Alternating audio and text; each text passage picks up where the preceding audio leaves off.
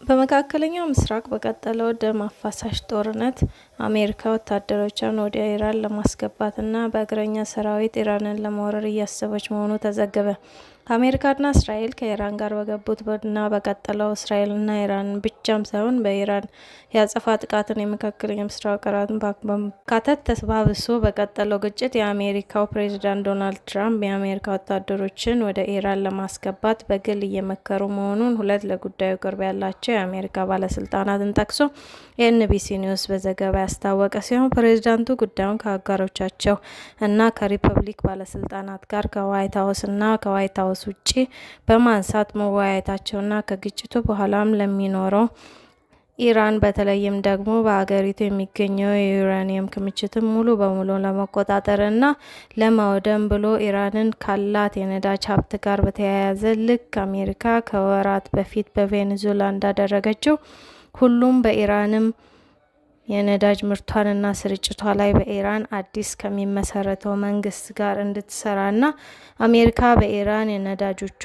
ላይ አዛዥ እንድትሆን የሚያደርጋትን ውል መፈረም እንደሚፈልጉ ጭምር አመላክቷል። አሜሪካና እስራኤል በኢራን ላይ ከሚፈጽሙት የተቀናጀ አየር ጥቃት ባሻገር የፕሬዝዳንት ትራምፕ የአሜሪካ የምድር ጦር ተዋጊ ወታደሮች ወደ ኢራን ዘልቃ የማስገባት እቅድን በዋነኝነት በኢራን ላይ ትልቁ ወረራ ለመፈጸም ሳይሆን ይልቁንም ውስን ወታደሮችን ወደ ኢራን በማስገባት ልዩ ኦፕሬሽን በአሜሪካ ላይ ለመክፈት እንዳሰቡ አስተያየት ሰጪዎች እየገለጹት ሲሆን ኢቢሲ ኒውስ መረጃውን አግኝቻለሁ ካላቸው ሰዎች ሰማሁ እንዳለው ስትራቴጂካዊ ውሳኔዎችን ለማስፈጸም እንዲያግዙ ለማስቻል ያለመ ቢሆንም ፕሬዝዳንት እስካሁን ድረስ በጉዳዩ ላይ የሰጡት ውሳኔም ሆነ የግል አስተያየት እንደሌለ ኤቢሲ ኒውስ ምንጮቹን ጠቅሶ ዘግቧል። ባለስልጣናቱ ይህን ያሉት በተቃራኒው ከቀናት በፊት የዋይት ሀውስ ቃል አቀባይ የሆኑት ካሮናይ መሰል ሁኔታዎችን በሚመለከት ለተነሱላቸው ጥያቄዎች በሰጡት ምላሽ አስተያየቶች የሚሰጡ ግለሰቦችን የአሜሪካው ፕሬዝዳንት ዶናልድ ጄ ትራምፕ የብሔራዊ ደህንነት አማካሪዎች እየሰሩና እየመከሩባቸው ካሉ ጉዳዮች ውጪ ነው የሆነው። ስለዚህም እነዚህን ወታደራዊ ጉዳዮችን በተመለከተ አሁን አስተያየት መስጠት አልፈልግም ሲሉ አልፈውታል። ምንም እንኳን ፕሬዝዳንት ትራምፕ የአሜሪካ ወታደሮችን ወደ ኢራን የማስገባቱ ጉዳይ በይፋ ሀሳባቸውን የሰጡበት ጉዳይ ባይሆንም ከቅርብ አመራሮቻቸው ጋር በጉዳዩ ላይ የመከሩ መሆኑን ግን በርካታ ምንጮች ማረጋገጣቸውን ዘገባ አክሏል። ፕሬዝዳንቱ በቀጠለው የተቀሰቀሰው ግጭት በአጭር ጊዜ ላይ ሊያልቅ እንደሚችል እንዳመኑበትና በዚህም ሀሳባቸውን አመላካች መሆኑን የጠቆመው ኤቢሲ ኒውስ በዘገባው አሜሪካ መሰል እርምጃዎችን በኢራን ላይ የምትወስድ ከሆነ ግጭቱ ይበልጥ እየተባባሰና እየከፋ የሚመጣና ለአሜሪካ አጋሮችም ሳይቀር ከፍተኛ ስጋት የሚፈጥር መሆኑን በማንሳት በአየር ላይ ጥቃቶች ለአንድ ሳምንት በላይ በቀጠለው በሰሞኑ ግጭት እንኳን ከኢራን በመካከለኛው ምስራቅ ሀገራት በሚገኙ የአሜሪካ ወታደራዊ ቤዞችና ኤምባሲዎችም በተሰነዘረው ጥቃት በትንሹ እስካሁን 6 የአሜሪካ የጦር ኃይል አባላት ሲገደሉ 18 የሚሆኑ መቁሰላቸውን መዘገቡ ይታወቃል። ትራምፕ ቀደም ሲል ከኒውዮርክ ፖስት ጋር አድርገውት በነበረው ቃለ ምልልስ የአሜሪካ ወታደሮችን ወደ ኢራን ማስገባት በሚመለከት ቀርቦላቸው ለነበረው ጥያቄ መልስ መስጠት ሲሰጡ ወታደሮችን ወደ ኢራን የማስገባት ጉዳይ ብዙም ትኩረት የሚሰጠው ጉዳይ አይደለም፣ ነገር ግን ይህንን አላስብበትም፣ አማራጭ አይኖርም፣ ሁኔታዎች እየከፉ ሲመጡና መወሰን ያለብኝ ቀን ሲመጣ ልወስን እችላለሁ ሲሉ አስቀድሞ መናገራቸው ይታወቃል። የአሜሪካው ፕሬዝዳንት ዶናልድ ጄ ትራምፕ የአሁኑ ፍላጎት በቬኔዙዌላ እንዳደረጉት ሁሉ ወደ ኢራን የተወሰኑ የሰለጠኑ የአሜሪካ ወታደሮችን በልዩ ተልዕኮ አስርጎ ወደ ኢራን ማስገባትን የፈለጉ ሲሆን ምናልባትም በኢራን የሚገኙና መወገድ አለባቸው ብለው የሚያስቧቸውን ባለስልጣናት ነገር ግን እነዚህን ባለስልጣናት በተለመደው የአየር ጥቃት አማካኝነት መግደል ካልተቻለ የአሜሪካ ኃይሎችን ወደ ኢራን አዝልቆ በማስገባት እነዚህም ባለስልጣናት ገድለው በአፋጣኝ እንዲወጡ ለማድረግ ያለመ ሳይሆን እንደማይቀር የጠቆመው የቀድሞ የትራምፕ አስተዳደር ባለስልጣን ጆን ራይበርን፣ ነገር ግን ይህ አካሄድ አብዛኛው አሜሪካዊ ሊቀበለው የማይችል አይነት እንዳልሆነና እስካሁን ድረስም የአሜሪካ መሰል እርምጃዎችን እንድትወስድ የሚያደርጋት ሁኔታ እንዳልተመለከቱ መናገራቸውን አስታውቋል።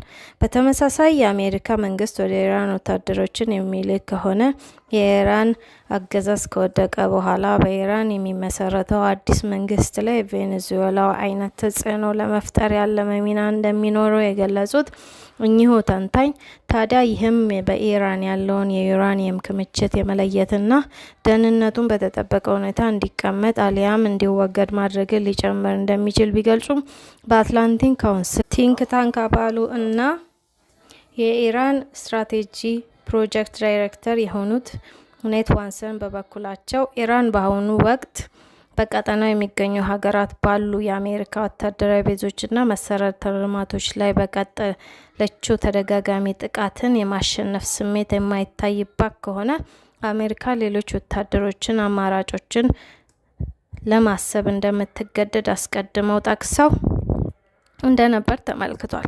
ለዚህም ፕሬዚዳንት የአሜሪካ ወታደሮችን ወደ ኢራን ማስገባት ብቻም ሳይሆን በቀጠናው የሚገኙ ጸረ ኢራን ኃይሎችን ሊደግፉ እንደሚችሉም ጭምር አመላክተዋል። ምንም እንኳን ፕሬዚዳንት ትራምፕ ጦርነቱን በሚመለከት ሳምንት በፊት የተቀሰቀሰው ግጭት ከ4 ወይም 5 ሳምንት በኋላ ይቆማል ብለው እንደሚያስቡና እቅዳቸው ኢራንን መውረድ ሳይሆን ይልቁንም እሳቸው ይሁንታቸውን የሚሰጡበት አዲስ መንግስት ጭምር በኢራን ሲመሰረት ማየት መሆኑን በይፋ ማስታወቃቸው የሚታወስ ሲሆን በዚህ ሌላ በኩል ግጭቱ ላይቆም እንደሚችል ላልታወቀ ጊዜ ተባብሶ ሊቀጥል እንደሚችል አመላካች አስተያየትን መስጠታቸውን ያነሳው ዘገባው የኢራን ውጭ ጉዳይ ሚኒስትር አባስ አራግን ኢራን ወደ ሀገሪቱ ሊገቡ ለሚችሉ የአሜሪካ ወታደሮች አስፈላጊውን ዝግጅት አድርገናል፣ ይግቡ፣ ከግዛታችን የአሜሪካ ወታደሮች ወደ ኢራን ግዛት ገቡ ያን ጊዜ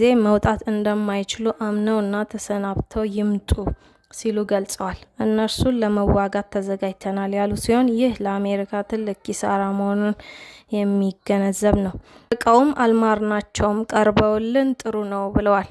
ፕሬዚዳንት ትራምፕ በኢራን ላይ ከተፈጸመው ከፍተኛ ጥቃትና በቀጠናው ከተቀሰቀሰው ግጭት እንዲሁም የኢራኑ መንፈሳዊ መሪ አያቶላ አልካሚኒ እና የተለያዩ ከፍተኛ ባለስልጣናት ከመገደላቸው ጋር በተያያዘ ግጭቱ ሲያበቃ ኢራን ከአሜሪካ ከወራት በፊት በልዩ ወታደራዊ ተልዕኮ ፕሬዚዳንት ኒኮላስ ማዱሮና ባለቤታቸውን በማሰር እርምጃ እንደወሰደችባቸው ሁሉም ቬኔዙዌላ እንድትሆን እንደሚፈልጉ ጭምር የጠቆመው ዘገባ በቬኔዙዌላ ከፕሬዚዳንት ማዱሮ መታሰር በኋላ የፕሬዚዳንት ትራምፕ ሀሳብን የሚደግፉ አዲሱ ፕሬዚዳንት ዴልሲ ወደ ስልጣን መምጣታቸውና ፕሬዚዳንቱ በአሜሪካ ፍላጎትን እቅድ የሚገዙ በቬኔዙዌላ የሚጸድቁትን አሰራሮችና ህጎች ሁሉ ፕሬዚዳንት ትራምፕ ለአሜሪካ ይጠቅማሉ ብለው የተቀበሏቸው ብቻ መሆናቸውን የሚያረጋግጡ ብሎም አሜሪካ በቬኔዙዌላ ካሉ የነዳጅ ክምችት ምርት ተጠቃሚ እንድትሆን ሲሆን የሚፈቅዱ መሆናቸውን ከዚህ ቀደም ማረጋገጣቸው ይዘገባል።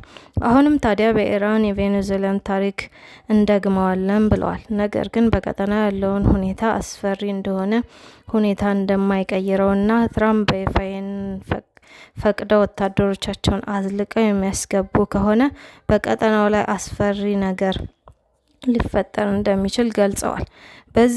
ይህም በዚህ እንዳለ የእስራኤሉ ጠቅላይ ሚኒስትር ቤንያሚን ኔታንያሁ ለኢራናውያን አስቸኳይ መግለጫ ሰጥተዋል። የእስራኤሉ ጠቅላይ ሚኒስትር ቤንያሚን ኔታንያሁ በቪዲዮ ላይ ሌሊት ባሰራጩት መግለጫ በኢራን ላይ የሚካሄደው ጦርነት ያለምንም ማቋረጥና ድርድር እንደሚቀጥል በይፋ አስታውቀዋል። ጠቅላይ ሚኒስትሩ በንግግራቸው በእስራኤል፣ ኢራን፣ አሜሪካና ሊባኖስ ዙሪያ ሰፋ ያሉ ጉዳዮችን አንስተዋል። እስራኤል በቀጣዩ ለጦርነት ምዕራፉን ስርዓቱን ለማናጋት እና ሙሉ በሙሉ ከኢራን ያለውን ስርዓት ለመጣል ለውጥም ለማምጣት የሚያስችል ብዙ ያልተጠበቁ ነገሮችን የያዘ የተደራጀ እቅድ እንዳላት ገልጸዋል። ለኢራን አብዮታዊ ዘብ አባላትም ባስተላለፉት መልእክት እናንተም የጥቃታችን ኢላማ ናችሁ፣ የትም ብትገቡ አታመልጡንም፣ መሳሪያውን የሚያስቀምጥ ምንም አይነት ጉዳት አይደርስበትም፣ ስለዚህ መሳሪያውን አስቀምጣችሁ ለአሜሪካና እስራኤል እጃችሁን ስጡ፣ ይህንን የማያደርግ ግን ደሙ በራሱ ላይ ነው፣ እንመጣበታለን ብለዋል። ናታንያሁ ፊታቸውን ወደ ኢራን ሕዝብ ጭምር በማዞር የእውነት ጊዜ ተቃርቧል ብለዋል። አክለውም እስራኤል ኢራን ለመከፋፈል የሞከረች አይደለም፣ ይልቁንም ኢራንን ከአገዛዙ ነፃ ለማውጣት ነው የምንሞክረው በማለት አብራርተዋል። በመጨረሻም ኢራን ነፃ የማውጣቱ ጉዳይ በራሳቸው ብሔራውያን እጅ ላይ የተመሰረተ መሆኑን የገለጹት ኔታንያሁ አሁን ይህ እርምጃ በእስራኤልና በኢራን መካከል ሰላምን እንደሚያመጣ አምናለሁ ሲሉ ተደምጠዋል። የአሜሪካው ፕሬዝዳንት ዶናልድ ጄ ትራምፕ ከዚህ ቀደም በሰጡት መግለጫ ታህሳስ ወር ላይ ሲናገሩ የእስራኤሉ ጠቅላይ ሚኒስትር ቤንያሚን ኔታንያሁ ኢራን የኒውክሌር መሳሪያ እንዳታገኝ በማንኛውም ዋጋ ማስቆም አለብን ማለታቸውን ያስታውሱት ትራምፕ ከመቼውም ጊዜ በላይ ለጠነከረው የአሜሪካና የእስራኤል ስምምነት ላሳዩት ታሪካዊ አመራር ምስጋና እናቀርባለን ብለዋል። የአያቶላ ስርዓት ዓለምን አደጋ ላይ እንደሚጥል አሁንም ሁሉም ሰው ተረድቷል ያሉት ጠቅላይ ሚኒስትሩ እስራኤል ጥቃት ከደረሰባቸው ሀገራት ጎን ትቆማለች ሲሉ ተደምጠዋል። በዚህም በተለይም ደግሞ ከሀማስ ጋር በምናደርገው ጦርነት ላይም መሰረተ ቢስ ውዝግቦችን ሲያቀርብ የነበረው የተባበሩት መንግስታት ድርጅት ዩኤን ኢራናውያንን በገዛ መሪዎቻቸው ሲጨፈጨፉ ዝምታን መርጦ ነበር ሲሉም አሳስበዋል። የቀድሞ ጠቅላይ መሪ አሊ ካሚኒ በ10 ሺዎች የሚቆጠሩ ኢራናውያን ገለዋል በማለት የወነጀሉት ኔታንያሁ አሁን ተመድ በምዕራባውያን ሀገራትና እኛን በሐሰተኛ ዜና ለማቃረጥ የሚያወግዙን ዓለም አቀፍ ሚዲያዎችስ ያኔ የት ነበሩ? ለኢራናውያን ለምን አልጮኻችሁም? አሁን እኛና አሜሪካ በጋራ እያደረግን ያለነው ኢራናውያንን ነፃ ማውጣት ነው ብለዋል። ለሊባኖስ መንግስትም ጠንከር ያለ መግለጫ በሌሊቱ መግለጫቸው ያስተላለፉት ኔታንያሁ የ2024ቱን የተኩስ አቁም ስምምነት ማስከበር እና ህዝባችን ትጥቅ ማስፈታት የእናንተ ኃላፊነት ነው ያሉት ጠቅላይ ሚኒስትሩ የሊባኖስ መንግስት ይህን የማያደርግ ከሆነ ግን የሂዝቦላህን ጥቃቶች በሊባኖስ ላይ ጥፋት እንደሚያመጡ እያያችሁ ነው፣ ሊባኖስን እናወድማለን ብለዋል። እናንተም እድላችሁ በእጃችሁ የምትወስኑበት ጊዜ አሁን ነው ብለዋል። እስራኤል ዜጎቿንና ከተሞቿን ከጥቃት ለመጠበቅ አሁን ሂዝቦላህን ትዋጋና ሂዝቦላህን ታስፈታ ሲሉ ኔታንያሁ በሌሊቱ በሰጡት መግለጫ ላይ ጠቅሰዋል። ይሄ በዚህ እንዳለ በኢራን ከፍተኛ ውድመት ያጋጠመ ሲሆን ኢራን መዲና ቴህራን በሚገኘው የነዳጅ ማከማቻ ተቋም ላይ ከፍተኛ የአየር ጥቃት መፈጸሙን እና የኢራንና የእስራኤል መገናኛ ብዙኃን ዘግበዋል። የፋርስ የዜና ወኪል እንደዘገበው የአሜሪካና የእስራኤል የጦር ጀቶች ደቡባዊ ቴህራን የሚገኘው የነዳጅ ዴፖ ኢላማ ያደረገ ከባድ ጥቃት ፈጽመዋል። ይህን ጥቃት ተከትሎ የኢራን አብዮታዊ ዘብ ጥቃቱ ተመጣጣኝ ያለውን የአየር ድብደባ እየፈጸመ እንደሚገኝ ተመላክቷል።